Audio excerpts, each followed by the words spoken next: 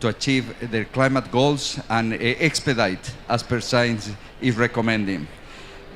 Without further ado, and with the pleasure to have this wonderful panel hosted here at the Global Innovation Hub, I would like to invite our moderator today. He is Victor Owade. He's a good friend of the Global Innovation Hub from WIPO Green. It's an organization that, of course, is one of our strategic friends, and we would like to promote innovative actions moving forward. Victor, welcome, and the floor is yours. Thank you so much, Carlos. Good morning, everyone. May I please invite our panelists to please join us in the front and be seated in the front.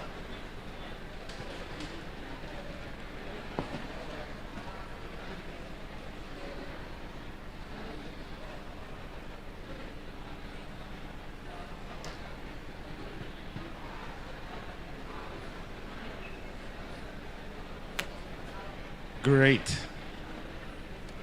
Thank you again. So our first speaker this morning, without much ado, is someone whom you all know very well, Rose Mwebaza, the director of the Climate Technology Center and Network. Please, Rose, for your opening remarks. Thank you very much, Victor. Good morning, colleagues, ladies and gentlemen. My name is Rose Mwebaza. I'm the director of the UN Climate Technology Center and Network. Today, I will also speak on behalf of the chair of the advisory board of the CTCN, Mr. Erwin Rose, representing the US government, who was scheduled to be here, but as you can imagine, today is not possible for him. I'd like to start by just stating that, as you would all might know, the Climate Technology Center is a unique demand-driven organization that was created specifically to meet the needs of developing countries to access technologies. And we are proudly a mechanism of the UNFCCC, so we are absolutely grateful and very happy to be in the innovation hub of the UNFCCC. And right now, a large part of our mandate is to support countries to access technologies to allow them to implement their NDCs. And the largest priorities come for support for adaptation technologies. To tell you a little bit about our work, we do a lot of things relating to innovation, and this is no accident. When the CTCN was established and our mandate was being described, it was based on the IPCC guidance on what technology really is. It's hardware, it's software, it is also support for the establishment of enabling environments that facilitate the transfer of technologies, but also stimulate investments in the technology sector. So we describe ourselves as an entity that provides support for the full value chain of a technology framework, but central to that is innovation. And within the CTCN, our core is in supporting countries to set up national systems of innovation. Climate change is a global challenge, but the responses really must come from countries individually and collectively. And so to stimulate innovation and climate action at national level, we support countries to develop national systems of innovation. One of the quick examples I can give is the work we are doing in Zambia, where at the request of the government of Zambia, we supported them to develop a structured framework and roadmap to guide the creation of a national innovation system. Again, in order to facilitate innovative work on climate action among developing countries, we have partnered with the Adaptation Fund and UNDP to run a reasonably small $10 million accelerator program, small because of the nature of the demand on hand. And what we do under this Adaptation Climate Innovation Accelerator is to support countries to design some of the most innovative adaptation technologies and then we fund them and support them to roll them out to scale, because this is what needs to be done. We also run a very vibrant youth climate innovation lab. I find this to be some of the most exciting work we do. We have run climate innovation labs on a regional basis in Africa, in Asia, in Latin America. The last one we did was in the MENA region. In fact, our winners are here. We awarded them the winning innovations, as well as a token fee to help them convert their ideas into a social enterprise. It's really amazing what young people can do in terms of innovations. We also, this year, in preparation for this COP, worked with UNDP to identify 50 of Africa's young innovators. We called it Africa Innovates, and this included 50 young men and women from around Africa. We launched that yesterday with the UNDP Assistant Secretary General. And the innovations are interesting. One of the young innovators actually won a grant from Cisco for $250,000. Yesterday I was at a press conference with another one. You may have read about her in the newspapers. She said if you can eat your ice cream cone, you should be able to eat your plate and cutlery after using them. We shouldn't be using any more material to create these materials. And she has samples of these edible plates and cutlery that we should be using. So it's an amazing array of innovations that are coming from young people.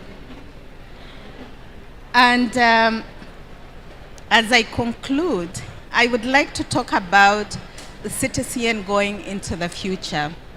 As you would know, the member states have just approved a 5-year program of work for the CTCN. And under this new program of work that will run from 2023 to 2025, what the member states want to focus on is, 1, support for their national systems of innovation, and 2, digitization as the 2 enablers that will drive systems transformation across 5 systems that they've identified. Principally the water, food, energy nexus, industry and business, buildings and buildings and cities. And you can already guess, but really the areas of systems transformation that the member states want us to work on have been guided by the findings of the IPCC, which told us, 1, where the greatest impact is, 2, that we have at least 50% of all the technologies we need to address climate change, but that 3, we really do still need to innovate, and therefore no surprises there on the guidance we are receiving from the member states on what we should be focusing on in the next 5 years. And again, what member states would like to see, we report to them at every COP. In the technology negotiations, they want to see an acceleration and innovation in different sectors, especially in adaptation. We also support countries on averting and minimizing loss, because, again, no surprise here, Mother Nature has been mad this year. Whether you lived in Europe or Africa or Asia, we've all had a taste of the heat waves, floods and droughts. So that's important too. They want us to really have clear pathways and options of technologies that countries can use. And this is where I want to acknowledge and thank our partnership with WIPO generally, but WIPO Green as well, because working with them, we are able to identify and isolate those technologies for water, for energy, for adaptation generally, for the different sectors that countries are interested in. And that is why we are here with our colleagues in WIPO today, to really work with the member states to deliver on that expectation. But countries know that in order to attract investments in technology that are transformational, they must work with the private sector. And one of the ways to do that is create an enabling environment that allows the private sector to come in. So one of the things we are going to do is work on supporting them to develop policy and regulatory standards that would de-risk some of the investments that the private sector needs to work, but also guarantee their investments. And then they'll be able to access these technologies. And lastly, the countries expect us to provide technical assistance demonstrating some of these technologies. Yesterday, I was with Dietram. He's a member of the Technology Executive Committee, and we're listening to some amazing technologies coming out of Siemens. So how can we work with them to demonstrate these technologies? So that's a little bit about it. Thank you all very much. To thank our partners in WIPO and the UNFCCC Innovation Hub for this opportunity. Thank you very much.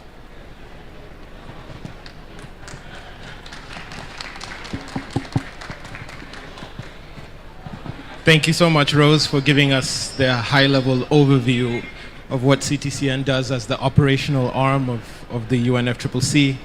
And I think you sit in a very privileged position in the sense that all of the expectations of the member states in terms of technology issues are placed on the CTCN to deliver. And then you also have to translate that into the language that other stakeholders, including private sector, policymakers, and everyone else can understand in order to translate that into action. So thank you very much for that.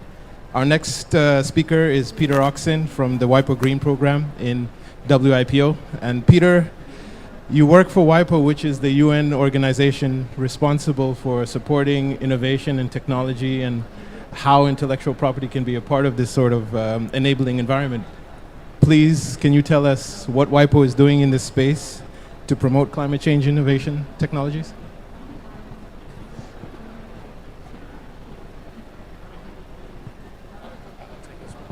Thank you, Victor, and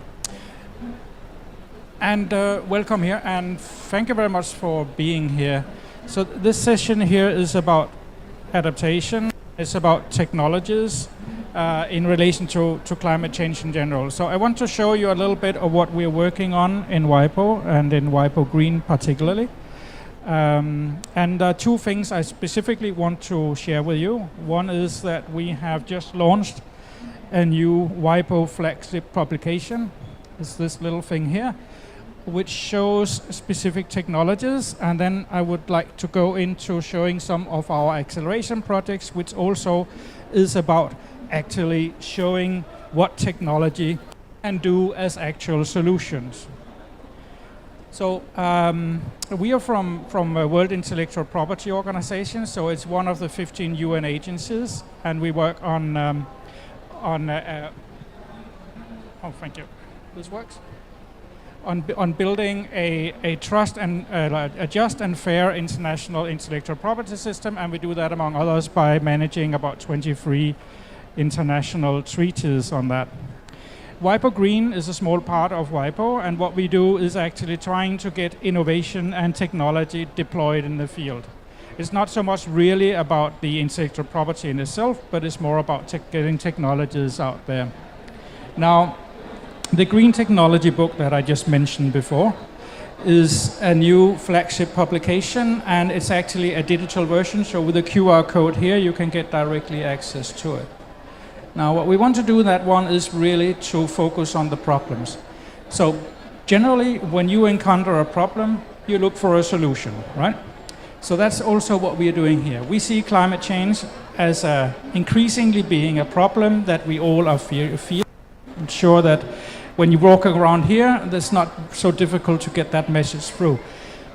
Now the question is, what do we do about it? Of course, we got the mitigation. In this one here, we look only on adaptation and what is available there. So basically what we do here is that we point to solutions, specific solutions there. So adaptation is really complex, it's very varied, and therefore the solutions are also very complex and very varied. Well, not necessarily complex, but they are very varied. We need to have very large variety of solutions available. We also think that the solutions are actually out there. Not all of them, of course, but there are a lot of solutions. But the problem is that they are not being deployed fast enough. The problems of climate change, the impacts of that is being felt worldwide increasingly. It's very, very serious. But the adaptation of or adoption of new technologies to solve it is not going fast enough. So that's what we are trying to do something about with this book here. As mentioned, it's a digital first publication, and when you go onto it, you will actually, there are a couple of introductory sections explaining what technology can do in relation to, I wonder if there's a point on this one, in relation to adaptation and technology. But then the real thing is these 3 chapters here, where we go into 3 basic areas of agriculture, forestry, water and coastal regions, and cities. And what you will see in the publication there is then an introduction to various areas. And there you will have introduction going into altogether 16 technology sections. So if you look at here, it's agriculture and forestry. We got farming technologies and several others in there, stress-tolerant plants and so on. So when you then go into the farming technologies, you can then actually go in and see what are the technologies there. We divide them into 3 groups. The proven technologies have been on the market for a while. They're well tested. We know that they work. And then we got the frontier technologies, which are relatively new, not so well tested, but they are available. And then we got the horizon technologies, which are technologies which are on the way, not in the far future, 2030 or something, but within the next few years, we expect that they would be there. So it's a very practical way of dealing with this. When you click on it, you go into and get a description of examples of technologies, specific technologies owned by a company or an organization or whatever. And you can then read about what's going on there, see where you can get it and where it's available. We link this up to a database that we have in WIPO Green, where we have about 130,000 solutions. Many of them are patents, but there are around 3,000 user uploads also. So from these technologies here, you can directly link to our database, where you can have more information. And most importantly, you have down in the left corner, you have 2 icons where you can go directly to the company's website, and you can also send an email to the company directly if you want to get in contact. So this is one of the ways that we believe that we can help to get the message out there that there are really technologies available. We aim to do this to the general public, everybody who is facing an climate change problem, really, but also governments, various entities, municipalities, and so on. The companies that we present in this one, we don't have any relation with them. We don't recommend them either. There are many, many more solutions out there, but we have picked out a number of solutions that we think are representative what can be done in the different areas. And in the database, we can continuously add. Actually, it's a freely available resource. Anybody who has a company or a solution can upload freely to this database and thereby be part of this project also. And we hope that it will be useful for a lot of organizations. Also, yeah, that's QR code. That's for a small survey we do on climate impact and what is people are doing to it. So you're very welcome to take that impact also. We use as a background information for this book also. So, enough of that one. We also do a number of acceleration projects. Basically, this is where we go into the field and we specifically look for needs that needs a solution, and then we try to find the solutions and bring them together. So we have several projects. We have 4 running in Latin America on the 4 countries you see on the screen here. We have one in China, and we have one in Indonesia, which our good colleague and friend Bikash Pandey in a few minutes will present from the point of view of Winrock International, one of our partners in this one. The Latin America is the biggest and the oldest we have, and what we're focusing on here is climate smart agriculture. So in the 4 different countries, we have a different focus, but then we go and work with the farmers and try to find the solutions and bring them together. One of the outputs is a catalog of the things that we find, which we try to distribute as far as possible so that people can get an inspiration of what technologies are actually available for these specific problems we're facing on here. So in Chile, for example, we focused on the wine producing sector, They're very much affected by climate change already in terms of heat and lack of water. So a lot of the solutions we have there are about irrigation and various other areas in relation to these problems they're facing. Another problem we have is project we have is in China. Here we are focusing on cities, and we started in Beijing. And again, the same principle. We look for specific issues, and then we try to find its solutions. So this is a different project in the way that it's from the beginning perceived to be rather big, something we are going to continue for several years. And we started in Beijing as a kind of pilot, and now this year we are expanding it into 2 or 3 other well, yeah, they're pretty big cities. I mean, most cities in China are pretty big, so they are pretty substantial. One of the solutions, for example, that we have found in Beijing, where we managed to put them together, was this residential property management company who had this problem that in order to charge the electric vehicles in China, they need to have a better management of the electricity load in the buildings. And one thing is that you can put in more power lines. It's very expensive. It's very cumbersome. But this company here provided a solution where they can, using AI and other things, they can manage the load of that these electric vehicles pose to the system, and thereby they could avoid using basically the resources they had already to be able to charge the vehicles of the residents of this building. So these are the kind of things. In this case, it's in relation to energy, it's in relation to mitigation, but these are some of the solutions that we can try to find in this. Then we have our project in Indonesia. I'm not going to go into that now because Bikash will do that in a minute or two, but this is focusing on reducing the methane emissions from the effluent from palm oil mills, which is a very serious problem. So with that, I think I will stop here, and thank you very much for your attention. And I think, Victor, I'll just give the word directly to Bikash, and maybe, Bikash, you can just introduce yourself. Thanks. Thank you. You want me to speak from here? Yeah. Okay.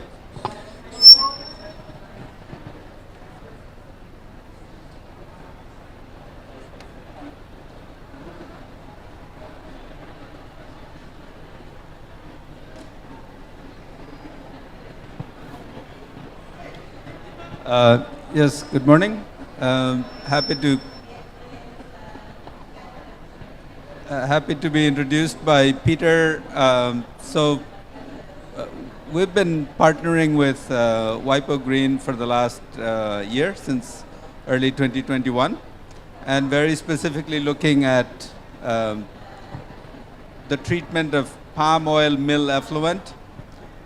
Those of you who know the reputation of palm oil recognize that it has many environmental challenges, yet it's extremely important for the livelihoods of large numbers of people in certain countries, and it's also a very important food.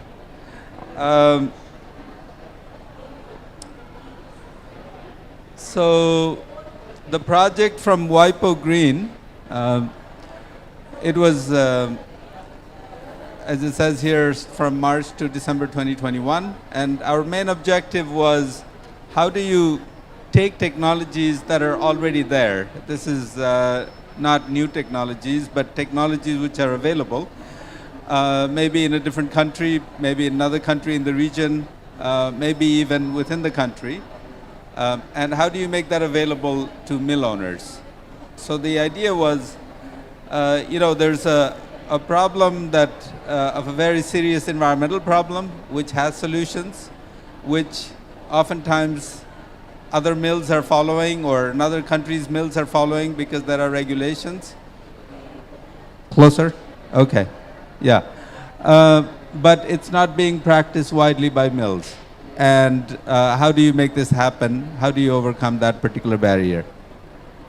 So why POMI, right? And it's because it's the over 800 mills in Indonesia, a very small percentage are actually treating their palm oil mill effluent. And this is causing production of methane gas, a very potent greenhouse gas. And it's also creating environmental problems at the mill itself. And the mills are increasingly being interested to overcome this problem because there's a big export market for palm oil, particularly in Europe, to meet the renewable energy directive. And those markets are requiring that the sustainability requirements of that palm oil also include greenhouse gas reduction. So this is a big driver. If you want to export your palm oil to Europe as a biodiesel, or then in that case, increasingly the requirements are going to be put in, and a lot of companies are also interested in trying to meet that and exceed that. And so this is being enforced by the International Sustainability and Carbon Certification, as well as the Roundtable on Sustainable Palm Oil, RSPO, and this is kind of the driver for this. How did we produce our catalog? It's basically, again, there's no research involved here. It is taking technologies for which there are already providers, either in the country or in the region. So we met with what we call technology seekers, who are the mills, the palm oil mills, and the technology providers, who are people who produce technologies in this sector. Brought them together through focus group discussions. We went to the mills, tried to understand what needs they had. We reached out to the technology providers, as I mentioned, in the region or sometimes outside the countries as well. And we put together a list of appropriate technologies and got those reviewed by peers, people who are in the palm oil sector, or people who are already associations of technology providers, so they reviewed them. So we interviewed 14 mills and 16 providers. And what I'm presenting here is how we took that information and compiled that into a catalog. So these are the steps. We met with the seekers. These are the palm oil mills, providers, and we had discussions with them. Questionnaires were handed out to mills just to understand what their major environmental problems are, why are they not treating their mill effluent. In some cases it was just a question of making introductions. In others, it was having the companies come and present their products. So, for palm oil mill effluent, one of the important technologies is biogas. And there are issues about how to produce the biogas is fairly well understood. But how do you use that biogas? And a natural way to use the biogas is to produce power from it and sell it to the grid. The price for that electricity is unfortunately not as attractive as it could be from the utility. And there are other regulatory restrictions which are also standing in the way. And as a result, we were looking for other ways to use the biogas. Biogas utilization became more important than just the biogas production itself. And biogas can be used as a replacement for cooking gas. It can be compressed into CNG and used for transport. It can even be injected into the pipelines. And so this is the kinds of things we were looking at. So you have a lot of mills that say we'd love to produce biogas, but the terms of the independent power producers does not make it attractive. What do we do with the gas? And to find the technologies that know how to compress or clean up the biogas and then compress it into cylinders or use it in some other way, I mean, these were kind of the matching that had to be done. So here's the summary of what we did. 14 mills were interviewed. We came up with 10 technologies, and 22 providers offered to provide these solutions.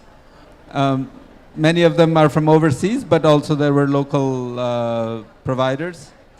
And the mills themselves came up with 19 technology problems, solutions they have need for. So they said, well, here's the problem. You know, we are trying to run this biogas, but it keeps getting clogged up. And there's a scum created. How do we fix this? You know, simple problems of that kind, and some of them more complex.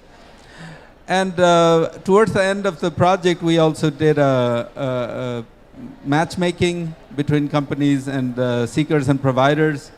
MOUs were signed, letters of intent were exchanged. One interesting technology that came out of this process is composting. In the absence of not being able to produce the biogas, you know, another way to mitigate your emissions is to take your palm oil mill effluent and figure out how to compost it directly.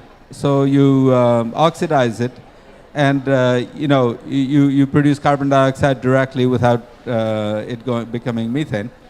And it turned out that there's a company in Indonesia, and the technology they have is they take the empty fruit bunches, which is another big source of biomass on a palm oil plantation, and mix that with the pomi, and then put in an accelerator, and are able to produce the compost within 3 weeks or so. So when you can reduce your residence time, you know, you can process a lot more, you need a lot less land. But the problem is, who's going to market this compost in a country where fertilizer is very heavily subsidized? So, you know, you have these second order kinds of problems.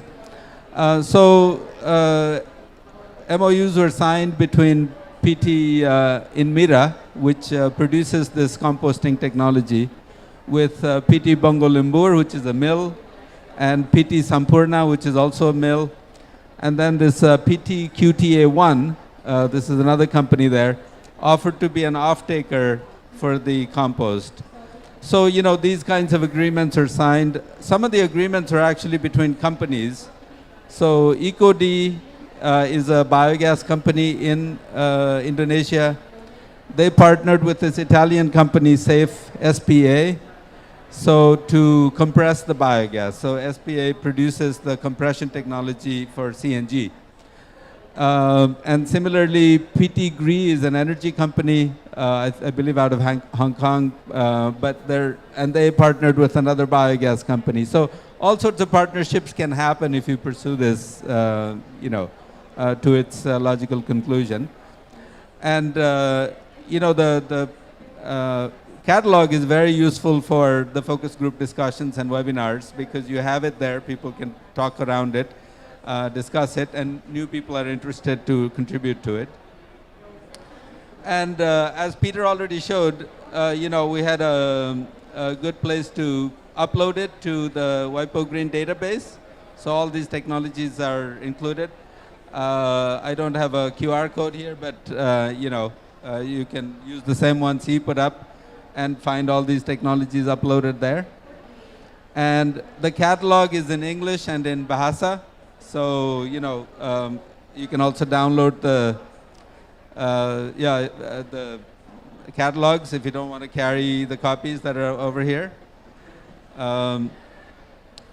In terms of the kinds of mills we looked at, so 71%, 10 out of 14 mills were from large groups who had between 4 and 20 mills. And a smaller number were just single, you know, smaller companies, 1 to 3 mills. And, you know, the sustainability practices and the priorities are slightly different between these kinds of groups. The large companies are looking at scale, obviously. And here's the list of technologies, the 10 technology areas that we identified. And the results in terms of, you know, the kinds of technologies that gained most traction. And as I mentioned, alternative uses of biogas was important. Biogas for flaring, thermal use, bio-CNG. But practical problems like how do you remove the scum from the lagoon? How do you handle the sludge? These are all practical, real problems that mills needed help on. Water recycling, etc. So what are the next steps here? Okay, you produce the catalog, but what do you do after that? And why does it not just get taken up? I mean, these technologies are already there. So one of the things we find is you do have to really put some effort into constantly showcasing the successful treatment, hand-holding mills through this process to carry out the feasibility studies, provide that partnership with technology providers, match them up with financing institutions. And also, it's important that the other push factor has to come from the local government regulations. So it's fine that the international markets are trying to make these companies more accountable, but there's a lot of small companies that don't plan to export. And so for them, we certainly need for local regulations to insist that, because reducing emissions from palm oil mill effluent helps to meet Indonesia's NDC targets. So getting the government to act on that and campaigning for that is important. So those are my presentations. The rest of them are just technology slides. This is what it looks like, some of the covers on this biogas. This is what the CNG technologies look like. Here's the cylinders, filling stations, etc., bio-CNG treatment. Composting, has its own science in terms of what's acceptable as composting. And then, just handling a huge amount of biomass is challenging and needs technologies. So on the bottom right, that's where you spray the POMI on the empty fruit bunches to try and absorb the water and speed up the composting. Sludge handling, as I said, is there are specialized technologies in this sector alone. Scum removal and other important technologies. This is one other interesting technology where you actually press out the solid mass, and it helps with the composting as well. Dewatering technologies can be brought to the POMI sector. These are more high-tech options using biohydrogen, and companies were interested in this as well, using biogas power plants to produce hydrogen from that, green hydrogen. Biochar, this is more for agriculture use. Even production of single-cell protein from POMI, interesting technology providers in this space. So, so these are all technologies available on the POMI, on the WIPO Green website. So if you would like more information on those. Thank you.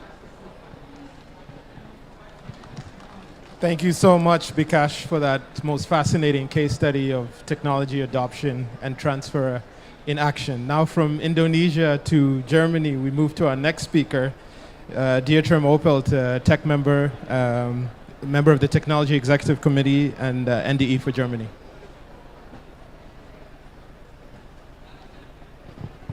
So I don't have a presentation. I will just do it like this. Very pleased to be here. My name is Dietram Oppelt. I'm from NDE Germany. So the NDE Germany is part of the family of NDEs and the Climate Technology Center and Network. So as a network, we have 160 NDEs globally. And the NDE Germany is under the German Ministry of Economic Affairs and Climate Action. And I'm also a tech member, and I would also, as Rose, I would like to point to the work program which we just launched here at the COP27, which is going from 2023 to 2027. And as a technology executive committee, we would like to give guidance, basically, for the climate problems we have for the next years. And as this, we are pointing to sectors, to key sectors which are very important for the climate solutions. And as I would like to highlight two examples, basically how we contribute as an NDE Germany and how we want to find solutions for the global climate problem. So as a global climate problem, we have the huge challenge to cut emissions from now to 2030 by 50%. So basically, how can the technology mechanism contribute to this problem? Yeah? And how can Germany as an NDE contribute to find solutions for this? And I would like to pick like two sectors which we have in the tech work program: industry and buildings. And I think they are also part of the CTCN work program. So basically, the tech and the CTCN working together as a technology mechanism on this. So as a NDE Germany, for example, we are working on industry. So in industry, we are working on promoting standards for low carbon steel and cement. So basically, we think to find solutions to the emission gap, we have to find solutions on the international level, on collaboration on the international level, and on the national system. So when we speak about national system of innovations, basically is a linkage between like international cooperation and on the local level. So as on the industry level, so Germany is now working on standards to promote what is, for example, low carbon steel and cement. So steel and cement are accounting for 16% of global emissions.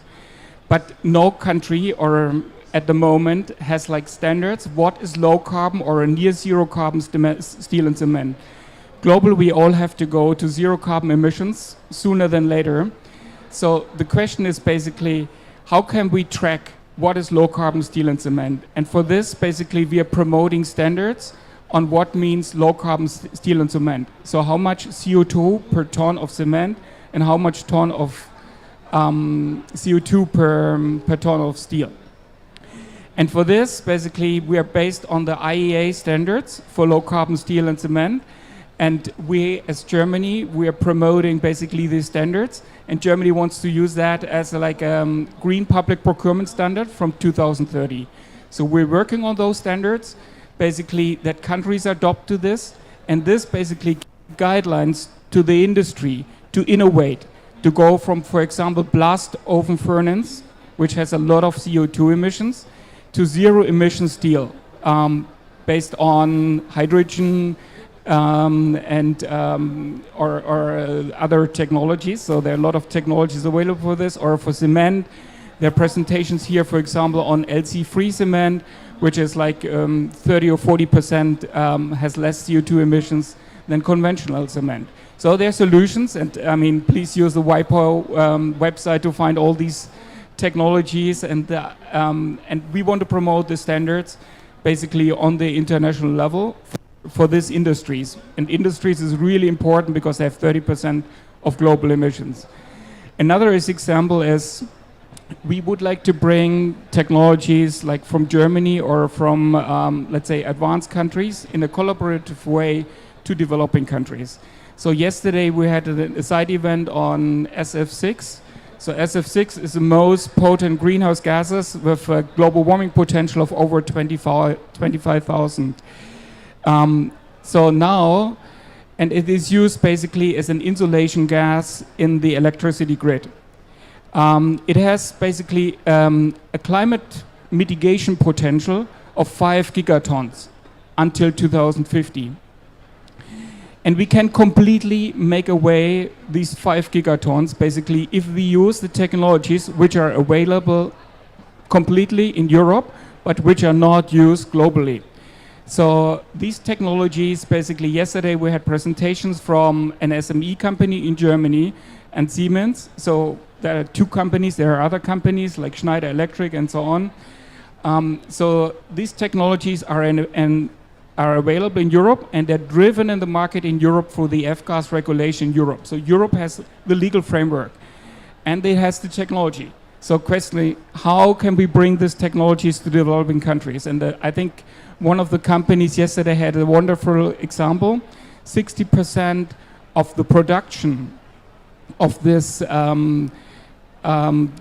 insulating devices, which are necessary for the electricity grid, are actually done by SMEs in developing countries. So this company in Germany, for example, this SME company, they have the intellectual property rights, and they work on 3 different levels together with local companies in developing countries. So they either give the complete hardware, or they support the countries in the developing countries with changing the assembly line from very high GWP, from very high pollution technologies to zero emission production technologies. So they support on changing the assembly lines, or they just give the license out and they give like software support on how to use the technologies. And I think this is a wonderful example. And what we would like to promote is Germany, and through the tech, basically, that we have the solutions and that where we have the standards. And that to promote the standards as an enabler in developing countries, and also to bring the technology as quick as possible to the market. Thank you.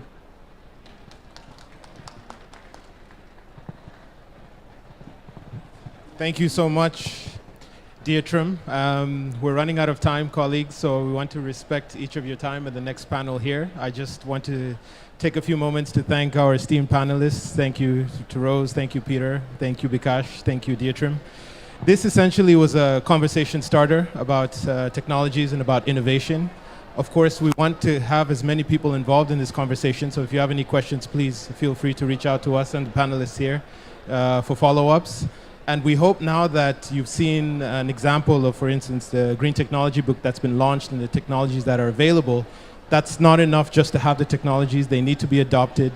They need to be deployed. And this is the work of organizations such as the CTCN that we rely on and our other partners on the ground. So please, if you have any questions in respect of how we can scale up and how we can work together in this respect, please get in touch with us. And thank you so much to our partners, the Global Innovation Hub, Carlos and Sylvia, for giving us this space to have this conversation. Thanks to all.